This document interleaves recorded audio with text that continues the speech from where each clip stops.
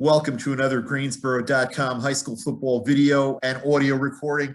We are talking with Jason Bradley, coach of the Southern Guilford Storm. I'm Joe Serrera from the Greensboro News and Record. We're talking about Coach Bradley's Southern Guilford team and a big matchup Friday night in the Mid-Piedmont 3A Conference with Southeast Guilford, a game that will be played at Southeast. Coach Bradley, thank you for joining us. Thank you for having me. This is the best start Southern Guilford's had since you've been the coach, 3-0. What's different this season with your team? I think that's a $1,000,000 question. Everybody just keeps asking us what's different. And, I think the one thing I told everybody else before is that I think more than anything, it's just it's my kids now. They've been in a part of the system. The system hasn't changed. The process hasn't changed. It's just a lot of them have finally grown up. We've had a lot of guys that was freshmen and sophomores playing on the varsity level since they were that age, and so we took their lumps just because we didn't have a huge number of seniors. But those guys they finally grown up, and they're the older ones now. One of those guys obviously is your quarterback, Conway McCory. He's a senior, so he's been in the system now 3 years. How much has it helped to have an experienced guy like that running things? And coming back from a year where he got a lot of experience? I think it definitely helps a lot. I think with him, a lot of people, had questions, questions are raised. What are we feeling? How do we replace, or how do we do that? And I think that Conway, I think that, he kind of took, he was insulted by that. It's almost like, hey, wait a minute, don't forget about me. And, I think that he's taken that, a little bit to heart. And, it definitely thinks he feels like he has something to prove. And so, I definitely think that makes him dangerous. Tell us a little bit about him as a player. What does he bring to the table? I think he's very, his football IQ is very smart. Obviously, he's a tall quarterback. I think sometimes people mislead him. I mean, he can run with his legs, but he prefers to stay in the pocket. He definitely he's more accurate with throwing the ball. He has a great point. I think right now his calm demeanor. I think a lot of times. He's one of those guys that looks at the lineman and says, okay, let's go get this and back, or, my fault. And he's a guy that takes some leadership and ownership. So I think the kids respond well to him.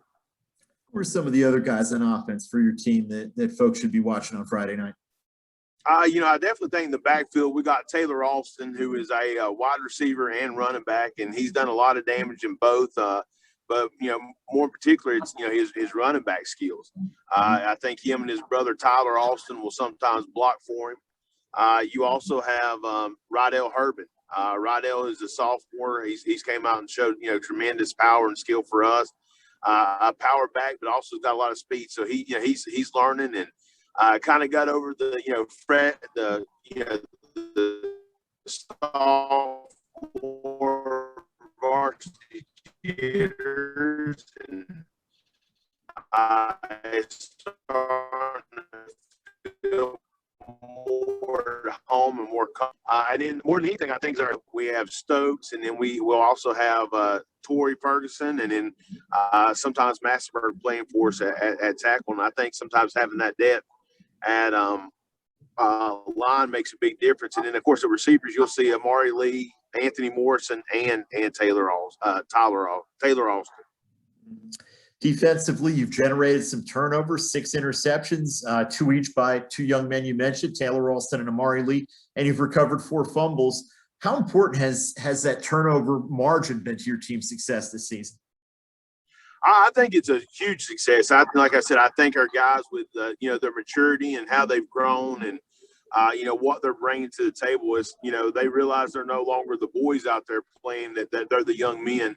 And, I think they're playing with a chip on their shoulder, and I think that a lot of times they look back and, and when we do, we recall everything that, everybody's posted or said about us. We keep it in newspaper clippings and article clippings or whatever. And we put it on a board. And, I think for them, they're just reminded of where they started, and I think they're just anxious to prove to people how far they've come.